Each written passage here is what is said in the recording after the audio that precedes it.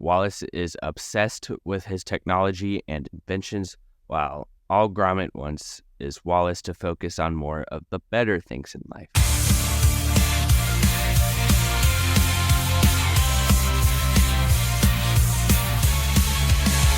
Every clash, every fight in the dark brings the light. Welcome back, Stinkers. I am back with my first movie review of 2025. Wallace and Gromit, Vengeance Most Fowl. Which, by the way, I have to say, that is an awesome name. They cooked with that one. Now, I will preface my review with this. I have never seen the original. I had little to no previous knowledge when watching this film. Starting off with the good, it was a fun film. At the end of the day, I enjoyed my time with the movie. Speaking of the characters, this is my first introduction to them. Yes, I've heard of Wallace and Gromit, but I have yet to meet them. I think it was the simple premise of the story that got me.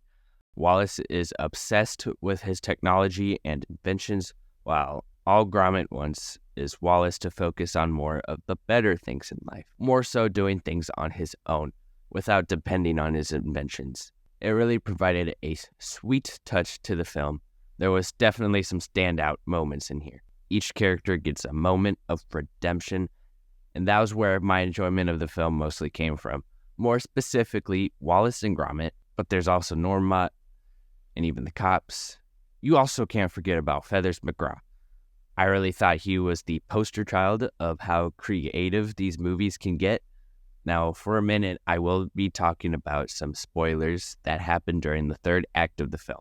So if you want to remain spoiler-free, fast forward to where this spoiler signal is off the screen. So what brought the film from okay to actually pretty good for me is the third act. There's not only more action on screen, but it also makes the rest of the film worth it. I would be lying if I didn't say I teared up close to the end.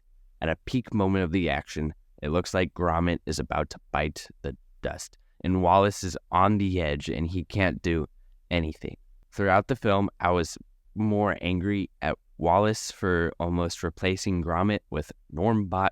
This moment didn't only bring that anger out of me, but it made me more sympathetic to Wallace. Gromit is really the only thing Wallace has, and he was about to lose his best pal, in which I got a little bit teary-eyed. It didn't only redeem the Wallace character for me, but also Normbot. I disliked the Normots even more than Wallace. I found them so annoying, but it was a real sweet ending to the character saving Gromit from falling. Moving on to some of my negative thoughts on the film, the thing that's holding it the furthest back is the pacing. I thought it moved a little bit slow. Yeah, it would get my attention every other scene or two, but in the middle of all that, I was a little bit bored. And within that boredom, it had me worried that this will turn into yet another bland Netflix original. Again, I liked it at the end of the day. The film was turned around for me. It is a dime a dozen good Netflix movie. My conclusion on this film is that it got me curious about the first one, which is good. Thumbs up. Wallace and Gromit, Vengeance Most Fowl was a creative yet sweet movie. So I would recommend it to you, but I will preface my recommendation with the fact for a 1 hour and 20 runtime, I thought it moved quite slow. And that is going to do it for my first film review of 2025. Thank you so much for taking the time out of your day to watch yet another one of my reviews, listening to my crazy opinions. Make sure you like and subscribe for more videos like these. So until next time, Stinkers, bye-bye.